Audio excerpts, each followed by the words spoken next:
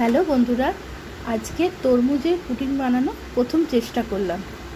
তার জন্য একটা তরমুজ কেটে ছোট ছোট করে টুকরো করে নিয়েছিলাম, নিয়ে তারপর মিক্সিতে ওটা জুস বার করে নিয়েছিলাম।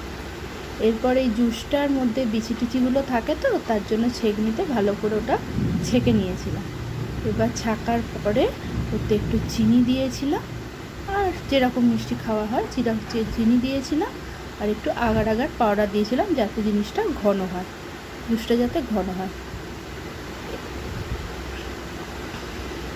আর আগার আগার পাউডারটা খুব ভালোভাবে গুলতে হবে, নাহলে সেই দানা দানা মতো হয়ে থাকে, তো ওই জন্য একটু ভালোভাবে গুলে ওর মধ্যে দিয়ে দিয়েছিলাম। এরপর আর কি, এরপর যে বাটিটা ওর মধ্যে ওই আগার আগার পাউডারটা মেশালাম, এবার গ্যাসের নবটা অন করে ওটা ভালো করে একটু জাস্ট ফুটে ফুটে উঠবে, বন্ধ করে দিয়েছিলাম। একটু ঘন ঘন মতো হয়ে গেলেই বন্ধ করে দিয়েছিলাম।